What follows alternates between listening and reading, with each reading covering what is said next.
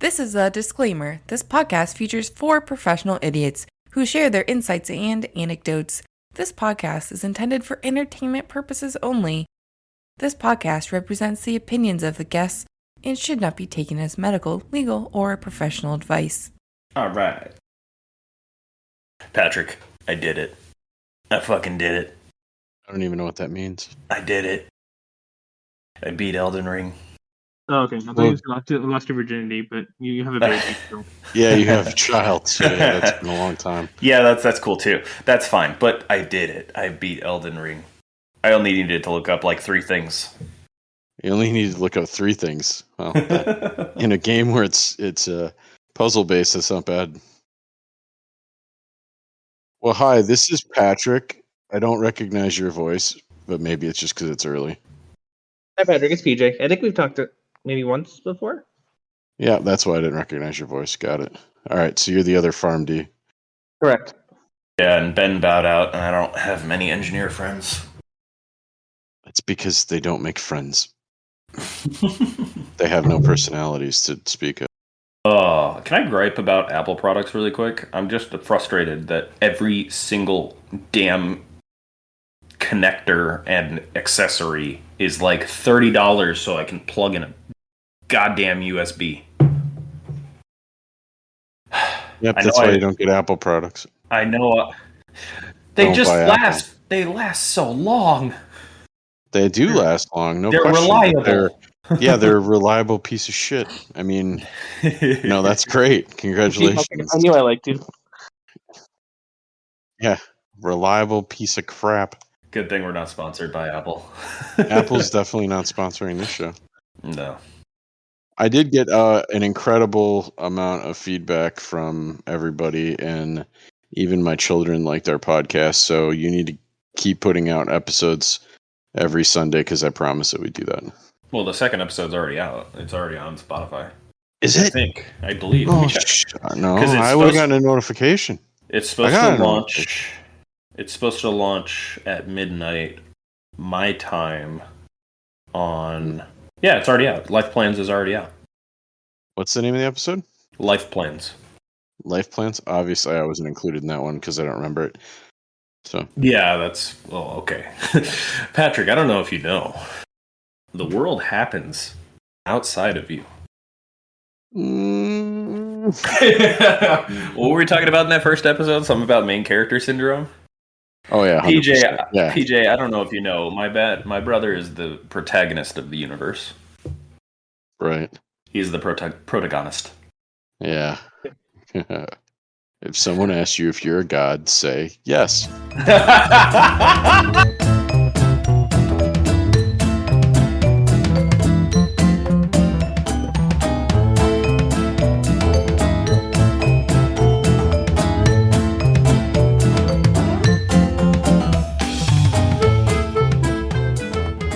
Welcome to Overqualified Idiots. If you're just tuning in for the first time, this is the show where a doctor, a pharmacist, a lawyer, and an engineer come together to share their opinions and tell funny stories about a given topic, and just talk about whatever we generally want to talk about. Unfortunately, we are down a man today, but we still have a doctor, a lawyer, and a pharmacist. I am Dan Casey, MD. Joining me today is my brother, Patrick Casey, Esquire. JD, hello. JD, that's right. I forget you like that. It doesn't sound as... Esquire is just like... It doesn't sound as good. It's too pretentious. Anyways. For you? There's too much Better Call Saul. Too Better Call Saul. God, if you represented those people. I'd be worried for your safety. Pass. Yeah. And as you just heard, PJ, our PharmD, joining us today, our retail pharmacist. Hello. How's everybody doing? Good, man. It's like 40 degrees outside, and here we are talking about stiff. How are you doing, PJ? Yeah, doing well. Went up to Snowball yesterday with family and just kind of hung out there and did the whole skiing thing. We didn't go skiing, but we just kind of rode the lift and that kind of thing. Did you go like sledding or anything, or just like throw a snowball at your wife? At my cousin's, because my wife would kill me. That's fair. That's fair. I've met your wife. I could see that. Can I just say, your wife is incredibly sweet. She is very, very nice. No, she's way too good to me. I agree. I was going to say, does she keep you in line? Then again, you're also very nice, so I can't imagine you're hard to keep in line. No, she has that side too, but yeah, fair enough. It works well both ways. My wife definitely keeps me in line. There's no two ways about it. Yeah, so the topic for today, I guess small talk over. The topic for today is media and how we see our various professions portrayed in television and movies, etc. Basically, I feel like this is the this is the episode where we could probably talk forever, but I'm going to start and just gripe about, I don't know, 1,000 different things. The way, like, for example, the show House. Everyone loves the show House. And on a medical side, there are certain things that are actually very interesting about it. But the show House, as far as realism and how doctors are portrayed, is the most piece of garbage show on television. Like, I don't even watch Grey's Anatomy because it's worse than that, actually. But House, from a medical standpoint and how I do my job day to day and how I was, it was less than a year and a half ago I was in the hospital setting working. None of it is even remotely accurate. Doctors do not, on the East Coast I think they do draw their own labs, but they don't run the labs. They don't take patients to imaging and then perform the CT or MRI scan. That show just eliminates like 6 other jobs. 6 other careers that exist. Patrick, your wife is a radiology technician. Yeah, she's a CT technologist. Yeah, that's what the hell? Or technologist. That's right. I say the job wrong, and she hates me. I did that on the podcast. No, I've completely corrected you. Yeah, thank you. Because if I didn't, Tara, you would sorry. correct me correcting you. So, like, that show doesn't make any damn sense. They had to invent a department of diagnosis, of infectious disease diagnosis, or whatever the heck they call it in the show, in order to actually explain why the hell the doctor's doing the way they're doing medicine. Because you don't just sit there and like, okay, they're here, what do we do? All right, order this scan, this scan, this scan, and this lab, and then we'll come back when those results come in. Like, why don't you fucking talk and look at the patient? Although there is one episode that I particularly like, that I actually am a big fan of. It's show that you don't like. You've watched a lot of it. Yeah, because it's the alleged... Well, I watched it before I was in med school, so I was like, oh, this is so cool. And then I got into med school and rewatched it, and I was like, this is garbo. Basically, there's one episode where House is recruited to teach med students. And the episode kind of starts like that. He's like, this patient presents with these symptoms. What do you want? And they're like, oh, I want these labs and this imaging. He's like, all right, you got your results back and the patient's dead. I'm like, what? We didn't have time. Why don't you look at them? Why don't you talk to them? Well, why don't you do that in the show ever? Anyways. So. Well, I think it's a little bit of irony there. Yeah, but you're right. So my biggest pet peeve is how doctors are portrayed as these do-all wonderful, like, we're the jack of all trades and we can do the job of 7 different careers. Like, yes, I can learn how to do that job, most likely. I don't do that day to day. I do not take patients down to imaging and then run the MRI or CT scan. I don't know how to do that.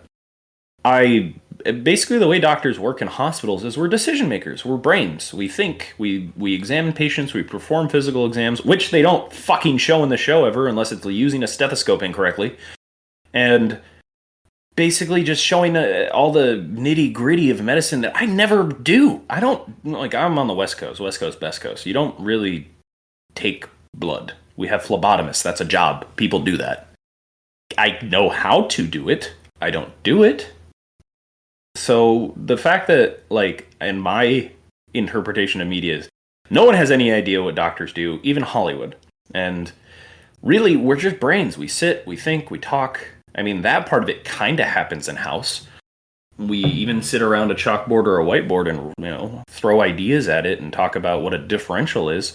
But they don't even talk about a differential in the show half the time. They talk about just like, oh, what if it's this? Oh, good, we'll need this lab then. Like, no, we talk about it's these symptoms. What do these symptoms and organ systems have in common and present like? in some level, they call it, I think it's like type 1 and type 2 learning, where type 1 learning is you're exposed to something new. It's the first time you're experiencing it, and so you're just categorizing it. You're putting in boxes. Type 2 is you have those boxes set. You have your kind of mind geared towards how you're going to find that information and what this looks like and what its most likely is. And then you just take that information out of that box and, okay, this is to test for. Type 1 learning is like that entire show all the time, always, and it's not accurate at all. Common things are common. We see common shit all the time, and it's just like that show is like, okay, you hear hoofbeats, everything is a zebra, and it can only be a zebra. It's never common things ever. So that's my big gripe, is medicine is glorified, and really it's actually very routine. Oh, I feel like House is to doctors what Sherlock Holmes is for like homicide detectives. Yeah, and I mean that's the thing, is like he lives on whatever the street that Sherlock. He's meant to be this medical Sherlock Holmes. 221B Baker Street. Exactly, and he lives on that. Except I think it's called like Baker Avenue or something. It's tongue in cheek, but it's basically he's supposed to be the Sherlock Holmes of medicine, right? Because he's addicted to drugs. He has this, because Sherlock Holmes was addicted to like morphine. Or to opium, I guess, and he's addicted to oxy. So that's like all the parallels are there. And if you're just realizing for that for the first time, that's I actually like that about the show. I think that's cool. Yeah, I think it's the opposite of real life. Like that show's absolutely the opposite of real life. Yeah, because go ahead. We all know that doctors barely talk to their patients or meet them whatsoever. It's usually a nurse practitioner, a PA, someone not a CT tech. Yeah, I get that. I do. Tech. And then you see the doctor for 5 minutes when they say, it's a virus, go home and drink fluids. So there you go. So, like, I'm not calling out Dan by any means when I say this, because I don't know how he practices, to be honest. Yeah. But just in my experience, I've had so many patients come in for, like, an antibiotic. Like, oh, yeah, my doctor never said he was prescribing this, but he ran labs, so I must have a UTI. Okay, I'll take it. Good Lord. So I totally get that, and there's these things called best practice and the way you're supposed to do and practice medicine. At the end of the day, we are we're brains and we think and we come up with solutions and we have these differentials that we work through, and you don't see the man behind the curtain, the brain plugging and chugging away. But at the end of the day, we're also customer service. Like, I hate that and I love that because I'm good at it, but I hate that part of it. Your job is to take care of people. You're treating people, not disease. So treat them like people. Anyways, that's I don't know, I'm full of gripes today. I'm in a spicy mood. But basically, I spend a lot of time with my patients.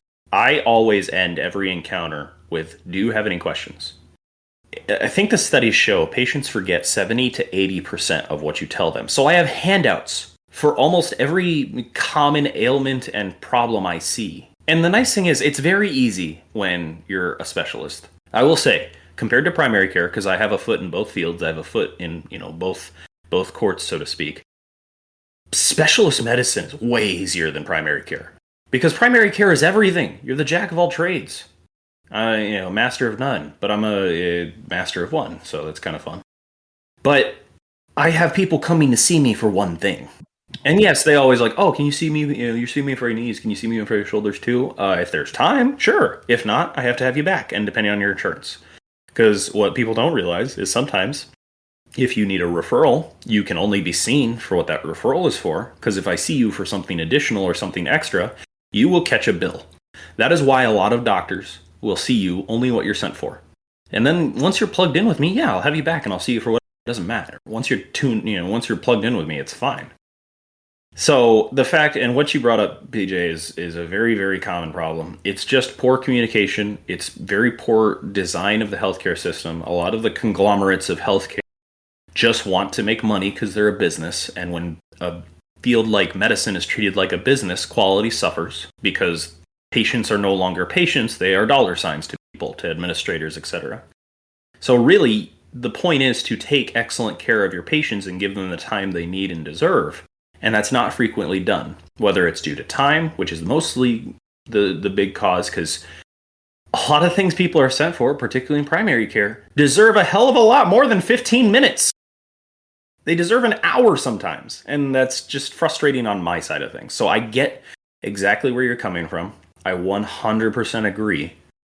And I want to say, oh God, considering the route that doctors and healthcare professionals take to get where we are, I'd love just an ounce of patience for us, because no one has any patience for us. Like, you're 10 minutes late. I'm like, oh fuck, I was running on time today. I thought I was doing good.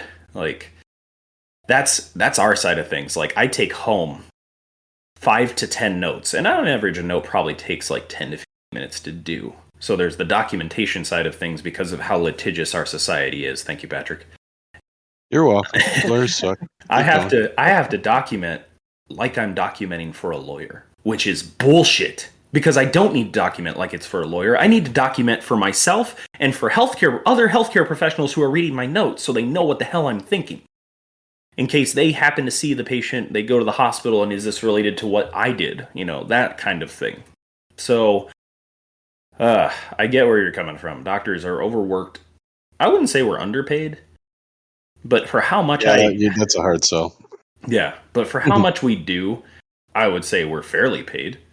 And people go, oh, you're overpaid. You only saw me for 10 minutes. I'm like, yeah, you're not paying for the 10 minutes you saw me. You're paying for the 12 years of education and training that got me into the today. So, anyway. Yeah, no, I totally get it. Soapbox put away, or no? Okay, keep going. Hey, there's only 3 of us today. We could talk a little. As an accurate portrayal of medicine, I would say my favorite show, and hands down, probably my favorite sitcom in general, is Scrubs. And if you know me, if you talk to me, I have probably gushed about this show plenty of times. It is the most accurate medical show as reviewed by healthcare professionals. And do you know why? I'll let you guys take a guess. Is the producers or someone on the show is an actual medical professional? You actually are correct. I think they consulted medical professionals for insights into the show. Which is, wow, what a good idea to figure out how a job is done. That's part of it. I'm going to let you guess one more thing. Because it wasn't the answer I was looking for, but it was a correct answer. Because they don't fucking talk about the medicine. They just never talk about the medicine. They just talk about the people. They talk about life. They talk about what it's like being a doctor. They talk about what it's like being a resident. Because that's how it starts. The residence in training. The part where you're working 80 hours a week, learning your craft and hating your life. That's the part that they focus on in a sitcom-y kind of way. And they have some meaningful episodes. And they have some really good, like, touching and emotional episodes that I actually think are very, very accurate. It's a fantastic show. Because they don't talk about the medicine. Ever. Right. Yeah, the show's not about the medicine, it's about the people. Yeah, exactly. Even the one episode where they delve into some like kind of medical zebra part of it, it was accurate. It was 100% accurate. So, I would say if you're going to watch a show and you can bear with it being dated, because I think in the first episode they literally have like, I don't think they have cell phones. They have like corded wall. And that's the one thing you have to bear with is like, yeah, payphones were a thing at one point. And there's no EHR for sure. It's all paper records. Yeah.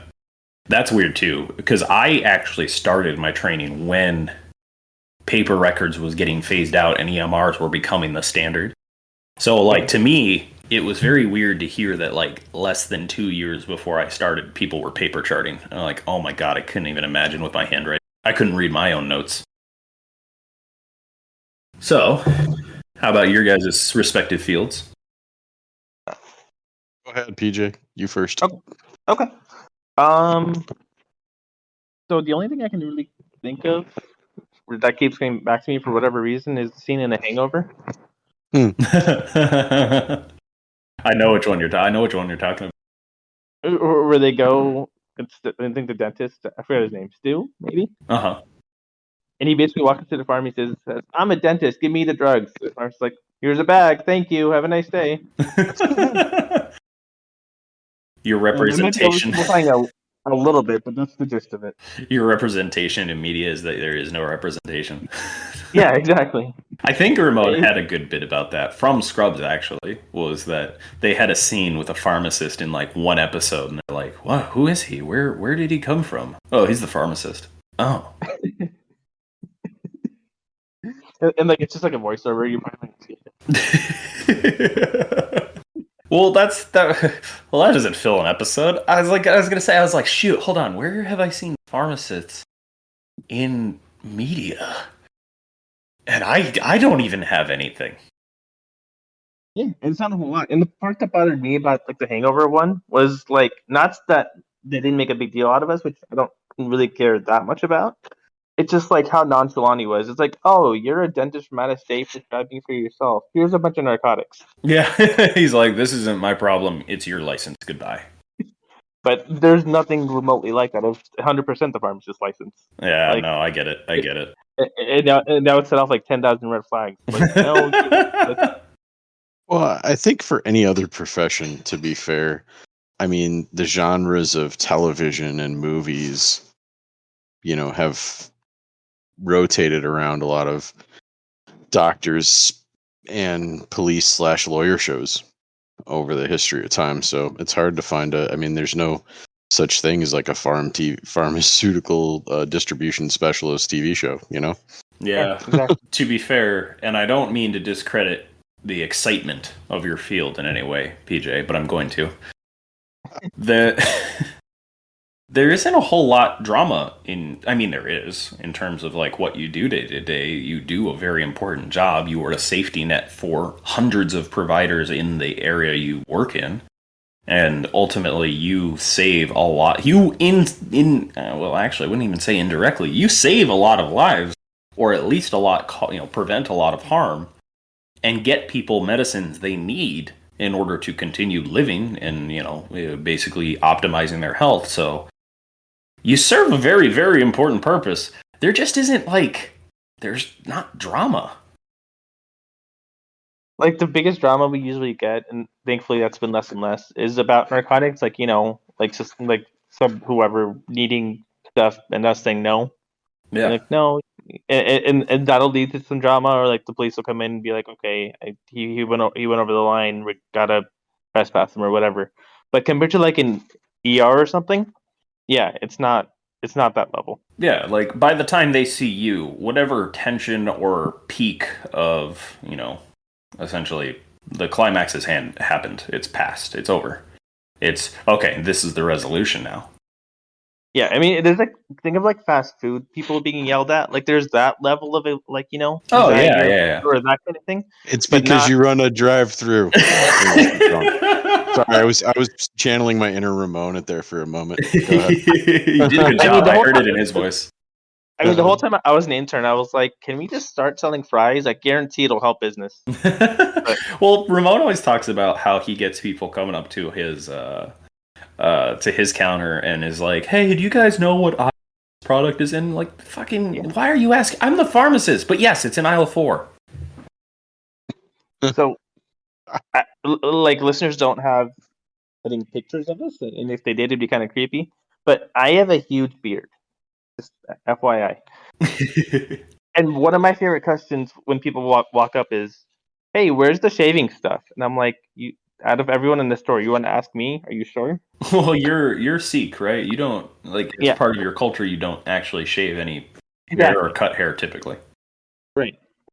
And like I know where it is, but I'll just mess with them. I'll be like, go ask somebody else. I'm like, no, I got you. Here you go. Yeah, I was gonna say there's an element of that customer service.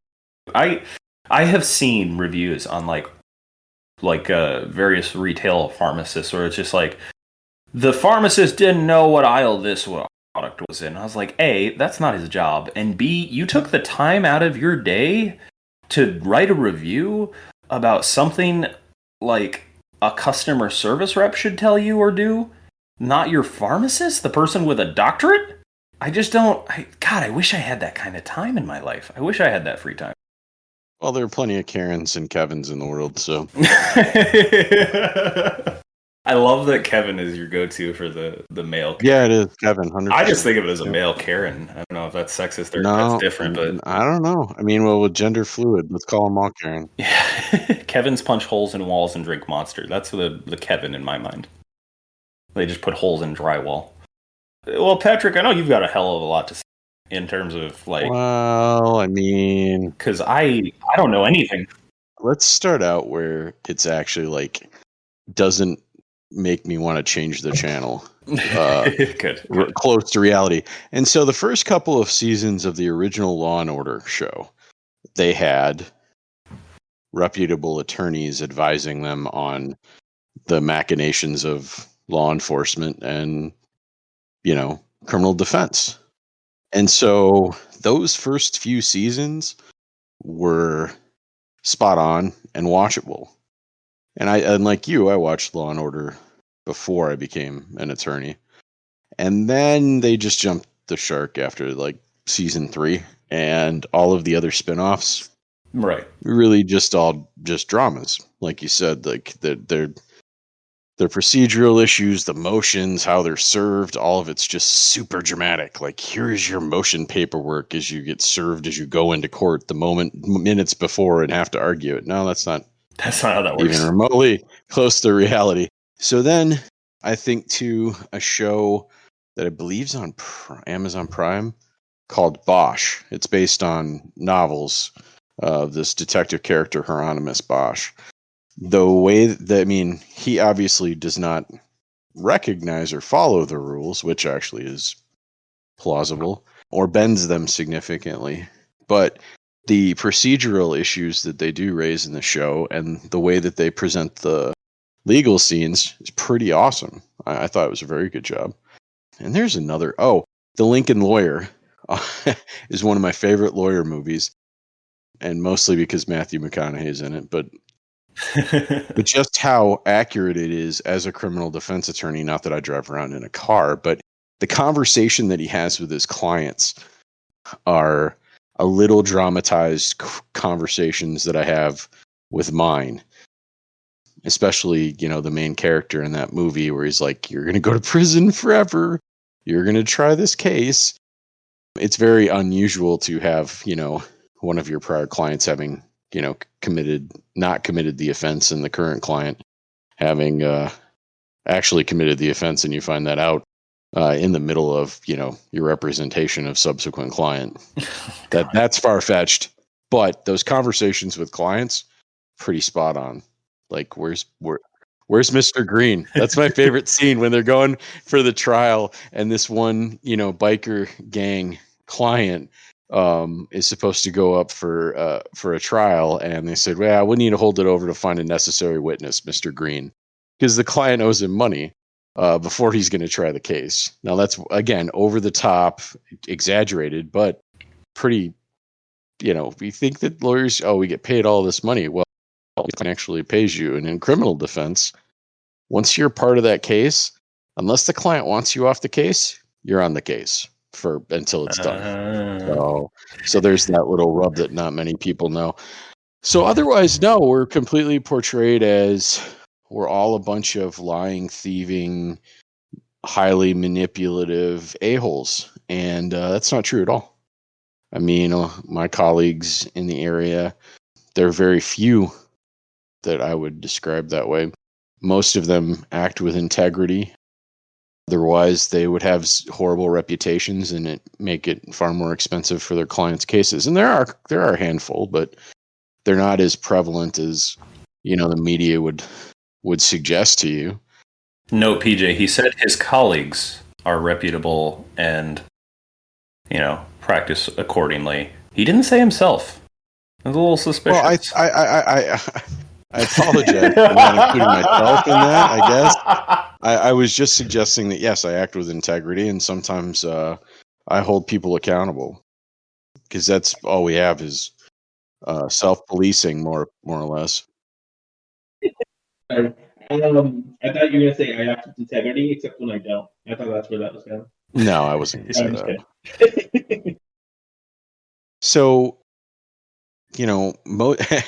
I tell my clients, now I'm sitting in front of a computer waiting for a judge when we used to be, sitting in a hallway waiting for the court or a prosecutor or opposing counsel, opposing party, or sitting in a courtroom waiting for the court to get through, a whole bunch of other files that are in front of us type of sitch. Yeah. So it's boring. It is super boring job. Everybody thinks it's exciting because of what you see on TV. And when I get people coming to the conclusion that oh my God, what's going to happen when we're in court? It's like probably a whole lot of nada. Yeah. And you're going to get worked up over nothing because if something is going to happen, I'm going to tell you it's going to happen before it happens. So yeah, usually nothing happens in court appearances. Much of the resolution of the judicial system occurs via email or phone call. Mostly email, actually, these days. So, I mean, it's not an exciting job. It only gets really exciting, when emergency motions are filed and kids are taken away from parents. Clients are in custody calling me, or the cops want to interview them on serious offenses. That's when it's more closely tied to what you see on television. Oh, and that other thing that I said the last week. Okay, so the only thing that every cop or lawyer show gets right is the screen and the phone thing when you go to visit people in jail or prison. That's the one thing. That's the only one thing that they get right every time. Because yes, I do go into jails, and yes, I sit in a room with a phone. And when COVID was going on, I wiped everything down. I mean, everything where I was going to sit. The whole phone. I felt like Adrian Monk about the whole thing, but yeah, that's true. It's it's very that's very accurate, and that's the only thing that every show on that point gets right. You brought up something interesting because I have been deposed, not for anything that I did. I just happened to be in the room for the particular case. I'm not going to talk about the details, but it was really weird being in a room on a camera during COVID and being asked questions by this guy who is basically built up to be the devil by my attorney, who is representing my organization. But he was like normal and nice, and I was like, I wonder if I got the good cop version of him or something. But it was weird sitting there on camera being asked questions, the same question 7 different ways. Does that happen? Because that was one thing I see in TV, or actually don't see in TV, is like asking the same question different ways to get different responses. And as someone who wants to provide information, I want to answer the question, but I did feel like, okay, I answered this already. What are you? You just asked the same. Well, that's the point. The point is to undermine the confidence in your prior answer in the hopes that you will say something that will help their case, which is the strategy behind that. Or to get you upset, which would be more likely how I'd respond, going, you asked that question a different way with different words. I will give you the same response that I provided the previous 8 times you asked that question, counselor. So when they do that, because I've been deposed in a thing where I'm on, a defendant in a lawsuit, and it has to do with my former partner splitting, whatever. But they didn't do that to me because they know better. They're dealing with a lawyer who knows how to go, okay, well, you asked that question already. I'm going to answer it the same way. And when they asked it, there was a set of questions that was exactly like you're describing, right? I've been asked the 3rd time. I look at him like, are you kidding? We were represented by attorneys. No, I'm not going to cut a big check for your client because I out of the kindness of my heart, you are asking for millions of dollars in a resolution here. And I'm gonna cut a check to your client when you're demanding, millions from our law firm that doesn't make millions. It was baffling to me. I'm like, what are you getting at? Like, what's the point?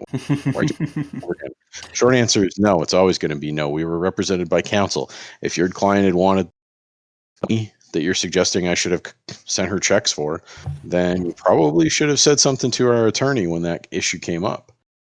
Yeah. Nope. So yeah, that's, no, that's something I get don't it. see in media at all. Is like that fast. I mean, it's tedious. It's obviously not exciting.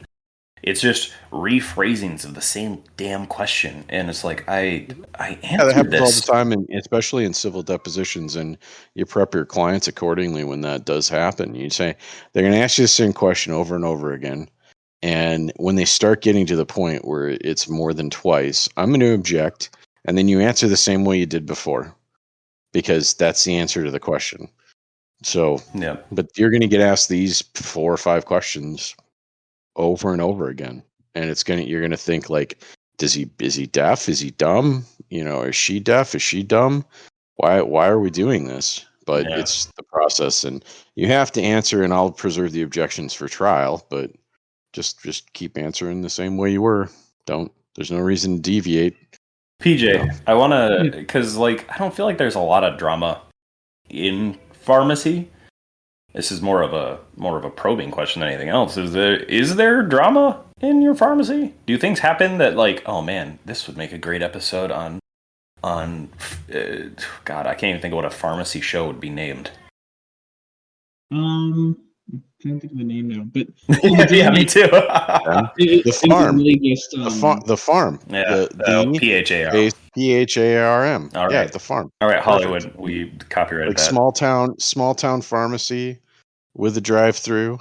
The farm. Everybody that comes in for meds. Yeah, I can see It'd it. have to be a big city. Green I light cannot- that, Fox. Green light it, Fox. Yes, pay us royalties. We own that now. Yeah. So I was up in the North Phoenix, maybe North Scottsdale somewhere, and we had somebody come by on a horse, to drive through. Oh, really? And I'm just like, is this normal? Because it wasn't my normal store. So I asked the staff there, and they're like, oh, yeah, it's so and so. I'm like, you know this guy? Of course, he comes in on a horse every time. That's literally what they said. And I'm like, why? Well, maybe Patrick could explain this, perhaps. But the guy thought if he got drunk and drove to the pharmacy, he would get a DUI. But if he rode his horse, he would not get a DUI, and he could still pick up his meds. Well, the horse isn't drunk, so that kind of makes sense. I hope the horse isn't drunk. But you're still kind of driving the horse. I don't know. That's a whole I don't thing. know what Arizona law says about riding and alcohol imbibement, but yeah, that does sound like it's probably a crime. I mean, most likely. I know if you ride a bike in some states, 100%. That's considered driving under the influence, or I guess riding under the influence. But yeah, the horse isn't drunk, so there's a theoretical amount of safety there. I love that line of thought. I can't get over that. Oh man. So, but yeah, it's hard to dramatize your field when really you're a safety net. Yeah, I mean, it's just more like workplace drama, so that can happen anywhere. And then the little drive-through stuff where people mad about their insurance or whatnot, but just that kind of stuff. Yeah. Is that one person fired yet? And can you tell that one story? Probably not. Oh, okay, we'll give it a week or 2. Yeah. We'll tease that for listeners in the future, because gosh, I wish you had been there during that fucking guy episode, because that's a perfect story for that episode. Oh yeah, absolutely. Oh my! I briefly told like a Cliff Notes version of your story. Hey, yeah, Cliff Notes version. Yeah. The part where I couldn't possibly identify who the heck we're talking about, exactly. etc. Yep. But yeah, I mean, in medicine is obviously one of those things, because it affects everyone. It's very present in everyone's lives. We all get sick. We all get hurt. Things happen. So medicine is an easy thing to dramatize and portray. It's not an easy thing to get right, because you need 12 years to even get into our field and therefore have a vague understanding of what the hell is happening. But I would say that the shows that try to portray the life of a doctor versus the shows that try to portray medicine and how it's done, those are the ones that usually get it right, because that's the thing that's relatable. I've never seen a medical show do the process of medicine accurately, because the process of medicine is boring. I sit there and I think, okay, they got these symptoms. I'm going to end this exam. I'm going to order these labs and start this medicine. What's the term? Oh my God. I forgot the word. Anyways, that brain stopped working. But yeah, you go through this process. and you come out with an answer eventually, and you start the appropriate treatment. It's very, very plug and chug once you get good at what you're doing. And the novel things that come in are kind of exciting, but they're not common. They're not super frequent. In a metropolitan area, we did, working at places like Phoenix Children's Hospital and big major healthcare facilities and whatnot, I did see interesting things. I saw things that are like, oh yeah, there's only 12 of these diagnosed a year. But that's the thing. 12 a year. Ever. Like, in any place. So the fact that I saw it once was insane and statistically unlikely. So the process of medicine and doing medicine is boring. And the drama of like the customer service aspect of it is more accurate and probably better to portray and easier to portray in the media. Like, I still can't even think of a movie that got medicine right. Yeah, I don't know. I mean, the intent of when you say how we're portrayed in the media, I think a little bit beyond just Hollywood, and I guess the impression that like the fifth of state or whatever you'd call the media, that they are, or the fourth of state, excuse me, are trying to sell their own product, certainly, and so they like many of the things like the misnomers you have are based on how the media portrayed a certain set of facts and circumstances. I mean, the only one true case that of the in recent history in my mind that had Hollywood written all over it was O.J. Simpson. Right. And that happens. Well, that literally had Hollywood in it. Right, exactly. And so Brentwood, yeah. So nothing is as exciting as O.J. Simpson's ride on, in the white Ford Bronco. I mean, there's nothing that kind of lives up to that in the day-to-day humdrum that is the court system or the legal system. I think law enforcement officers have more exciting and insightful things in that process because they have to engage in high-speed chases to apprehend people who steal vehicles or are fleeing from crime scenes, things of that nature. I think that their job is actually probably the more exciting of any of them that are involved in the legal system and are usually not at all portrayed well or positively or correctly in Hollywood or the media. Certainly not today in the media. I mean, being a law enforcement officer in today's society is probably one of the more challenging jobs that I could possibly think of taking on purpose. So, well, before we get too political, I would say it is interesting that Law and Order did incorporate the law enforcement aspect into the show. They actually follow the detectives. I don't know. They showed actors as detectives probing cases, gaining evidence, and talking to people. Like, they included that part of it, even though the show is supposed to be about what I assumed was lawyers in court. And no, we got to include law enforcement and follow cops. And there's plenty of, like you're saying, like that obviously translates. There's tons of shows about law enforcement and police officers and detectives. And yeah, they're exciting. They're dramatized. They're fun to watch. Are they accurate? I don't know, since I'm not in law enforcement, but I doubt it. I now really just want to watch a show about a pharmacist and see how they dramatize it, because I know what you do, PJ. I've seen what you do. I've seen what... Yeah, I think it could definitely be done.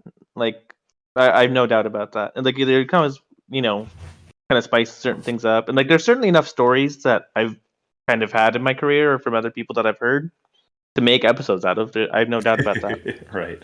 I mean, I just hear Ramon talk about, and I'm sure this happens too, if you have like, the unruly patient who is upset that they have a copay and don't understand what their insurance does or what it's supposed to do.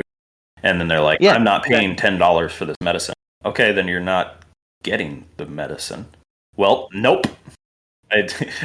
Was it you or Ramon who told me the story of the patient who was in their drive-thru and he's like, well, you have to pay to get the medicine. Nope. Well, what do you mean? Nope. And he just repeated nope to everything they said. Was that you or Ramon? Probably every pharmacy ever. That happens like at least once a week. And it's like there's just an entitlement thing there. I'm like, I know healthcare should be kind of a right, maybe that's a debate for another day. But Yeah, another I'm political like, discussion. but I mean, at least right now, the way the system works, we're a for-profit business, so you're gonna have to pay for what you're getting. Sorry, sir.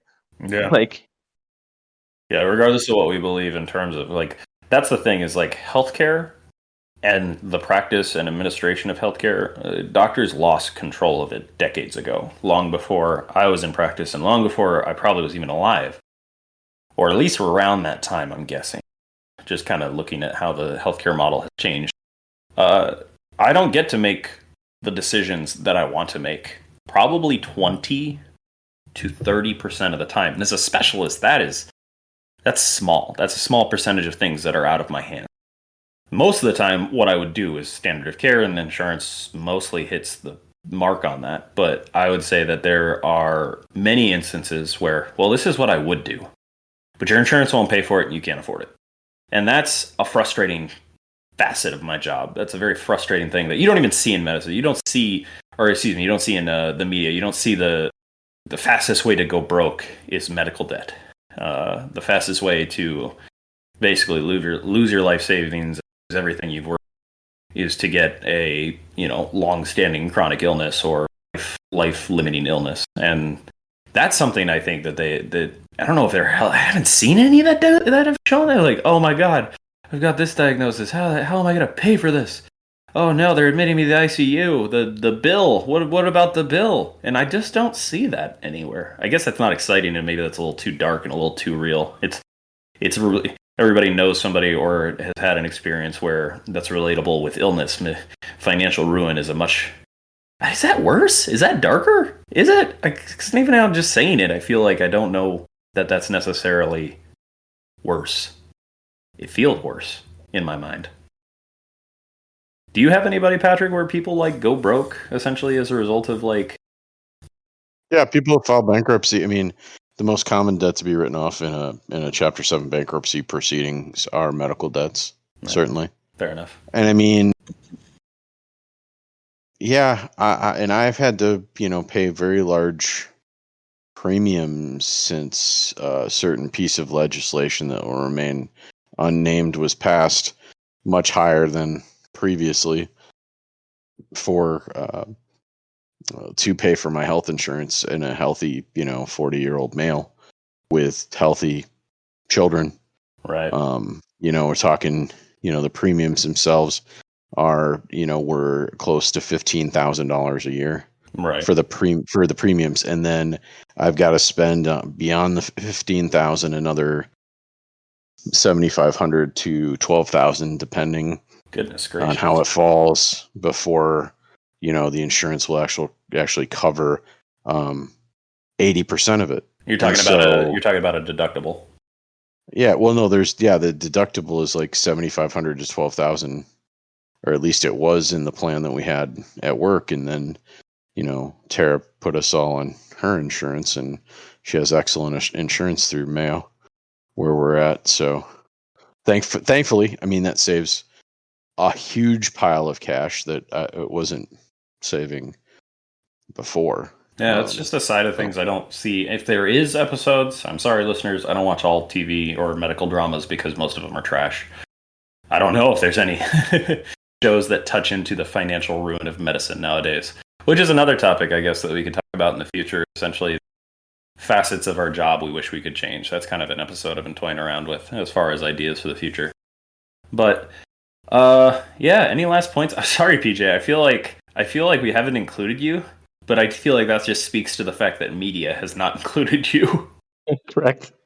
No, but it's totally fine. Like honestly, I enjoy kind of working in the background for the most part. You enjoy anonymity?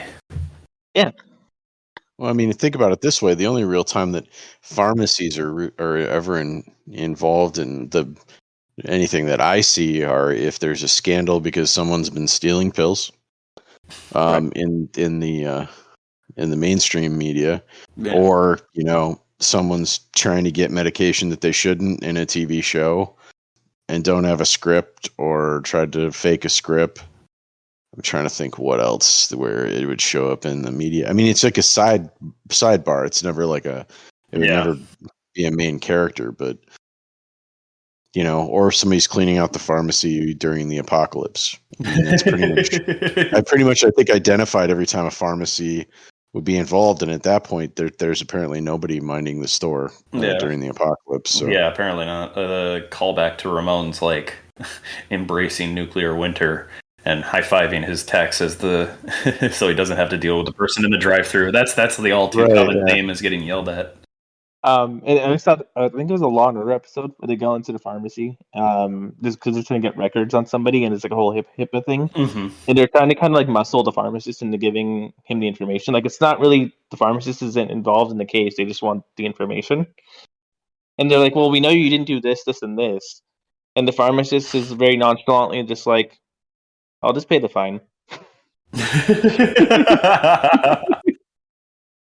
He's like, "What? The fine's like $50, $100. I don't care. Okay, I'll pay the fine. You're still not gonna get what you want." And the guy's like, "Fine, I'll go get a warrant." Well, yeah. No kidding. You get a warrant. Oh my! How terrible of you to actually go do your job. To get the information that you want. I'm sorry that we're being obstructionist and not violating our rules so that you can shortcut to get the information that you want. I'm not breaking the law so you can have a good day. Good day, sir. It's a good day. Exactly. Well, I think unless anybody has any last minute tidbits, it'll bring this episode to a close. And with that, all right, well said. So, thank you guys for joining me. I appreciate you sharing. Again, I'm sorry, PJ. I feel like I would say I feel like I excluded you. I'm sorry, media and television and Hollywood excluded you. That's what I'm going to attribute that to. I feel like I had fun with the episode, honestly. As you like, you remain anonymous even with us chatting. Honestly, I'm literally to be able to make puns, and I'm okay with it. That's really your job. Thank you, listeners, for tuning in. If you are following and you enjoy our show, subscribe, follow on whatever major podcast platform. We're on all major platforms now. I finally did the thing, and we are on Spotify, Google Podcasts, Apple Podcasts, even the small ones whose names I can't remember right now. We have a YouTube channel. Follow, subscribe, throw comments, especially if you guys have episodes or ideas that you want to hear about, things from our perspectives, our jobs, our line of work, our lives. Leave comments. We're happy to gear towards what people want to hear. Thank you to our sponsors. Again, if we have sponsors. I actually am actively working on that. But episodes come out every single Sunday. And I had a brain fart. I don't know how to close. I never know how to close episodes. I'm bad at this. How about this? We'll talk to you next week. Have a great day. Yeah. Have a great week. We'll talk at you. We'll see you next week. We'll talk at you next week. Take care. Yeah. Hopefully Dan doesn't ramble about his profession as much as he did this week. Thank you, and have a great week, and we'll see you next weekend. That's the point of the show. And that's how the cookie crumbles. There you go. God.